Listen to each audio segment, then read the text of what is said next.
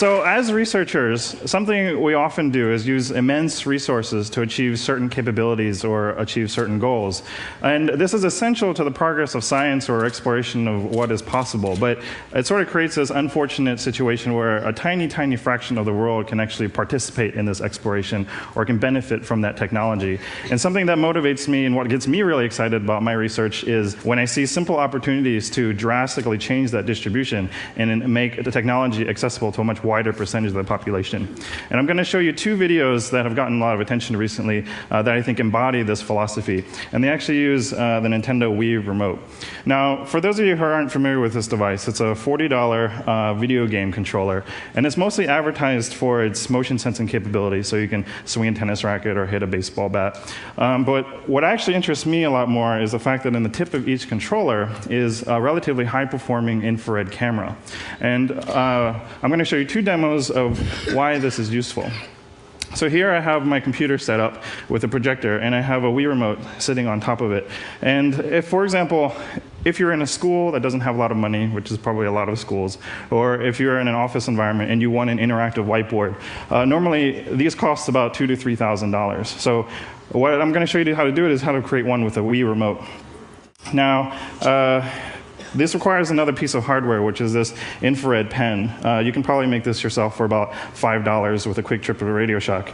It's essentially got a battery, a button, and an infrared LED, and it turns on. You guys can't see it, but it turns on whenever I push the button. Now, what this means is that if I run this piece of software, I can now register, the camera sees the infrared dot, and I can register the location of the camera pixels to the projector pixels, and now this is an interactive whiteboard surface.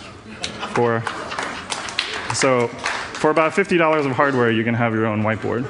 This is Adobe Photoshop.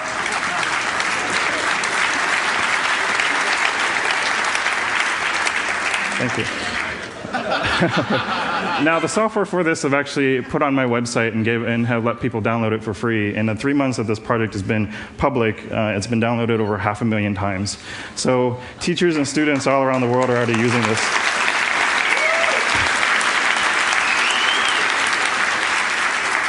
I want to quickly say that although it does do it for $50, there are some limitations of this approach, but you get about 80% of the way there for about 1% of the cost. Another nice thing is that a camera can see multiple dots, so this is actually a multi-touch interactive whiteboard system as well. For the second demo, I have this Wii Remote that's actually next to the TV, so it's pointing away from the display rather than pointing at the display. And why this is interesting, here they are, is that if you put on, say, a pair of safety glasses that have two infrared dots in them, what these two dots are essentially going to give you is give the computer an approximation of your head location. And why this is interesting is I have this little application running on the computer monitor, which has a 3D room with some targets floating in it. And you can see that it looks like a 3D room. If you can see, like a video game, it sort of looks 3D, but for the most part, the image looks pretty flat and bound to the surface of the screen. But if we turn on head tracking, the computer can change the image that's on the screen and make it respond to the head movement. So let's switch back to that.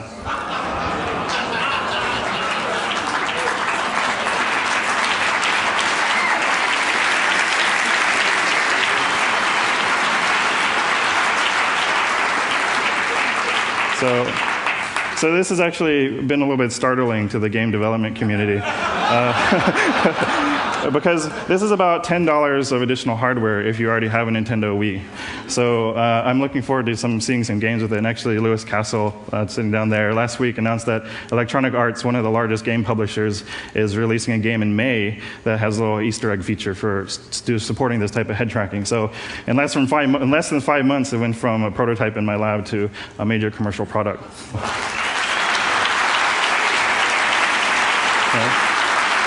Thank you. But actually, to me, what's almost more interesting than either of these two projects is how people actually found out about them. YouTube has really changed the way or changed the speed in which a single individual can actually spread an idea around the world. I'm just a researcher in my lab with a video camera, and within the first week, 1 million people had seen this work. And literally within days, engineers, teachers, and students from around the world were already posting their own YouTube videos of them using my system or derivatives of this work. So I hope to see more of that in the future and hope online video distribution to be embraced by the research community. So thank you very much.